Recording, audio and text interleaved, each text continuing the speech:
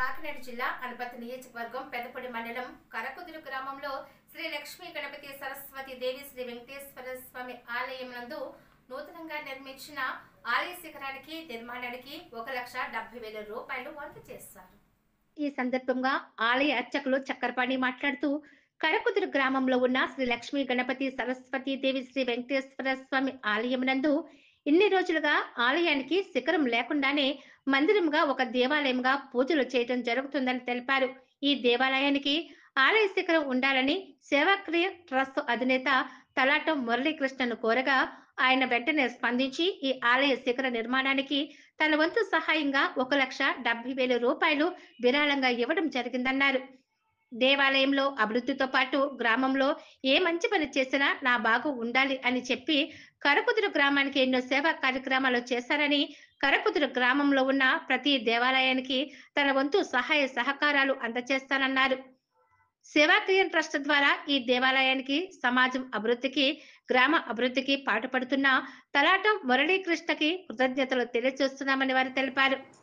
ఈ సేవాక్రియ ట్రస్ట్ ఇదే కాకుండా ఇంకా మంచి మంచి కార్యక్రమాలు చేసి ముందుకు వెళ్లాలని, ఆ దేవుడు ఆశీస్సులు మురళీకృష్ణకు ఎల్లవేళలా ఉండాలని అర్చకులు చక్రపాణి తెలిపారు.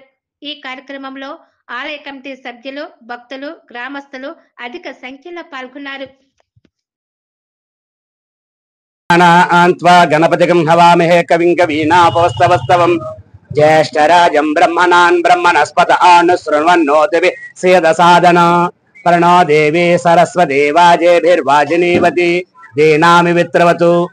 మన కరకుదురు గ్రామంలో వేయించేసినటువంటి లక్ష్మీ గణపతి కీర్తిశేషుడు మేకా వెంకటరాజు గారు, మేకా బొజ్జమ్మ గారు ఆలోచనతో ఇక్కడ దేవాలయం నిర్మించాలని చెప్పి వారి సొంతం దగ్గర ఈ దేవాలయాన్ని నిర్మించి మనం శిఖరం లేకుండా ఈ ఇన్నాళ్ళు మామూలుగా మందిరంగా ఆ ఒక దేవాలయంగా మనం పూజలు చేయడం జరిగింది.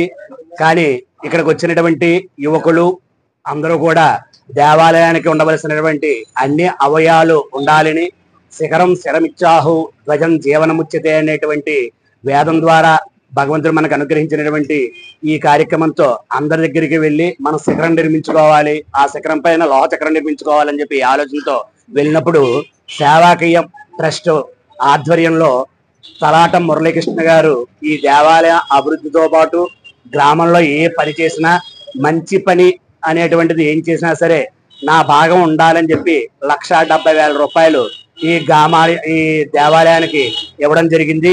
అలాగే ఈ రోజు వారికి సమయం లేకపోయినా సరే సేవాకీయం ట్రస్ట్ తరపున మీరు ఒకసారి వచ్చి మేము చేసేటువంటి కార్యక్రమం దేనికి ఏ కార్యక్రమం చేయాలి, ఏ కార్యక్రమం చేయడం ద్వారా మనకి ఫలితం ఉంటుంది, ఆ ఫలితం ద్వారా గ్రామం ఏ విధంగా రక్షింపబడుతుంది, ఆ రక్షించడం ద్వారా గ్రామంలో ఉన్న ప్రజలు ఏ విధంగా అభివృద్ధి చెందుతారన్నది మీరు చూదురుగానని చెప్పి రమ్మంటే ఒక 10 నిమిషాల సమయం మా కోసం కేటాయించారు.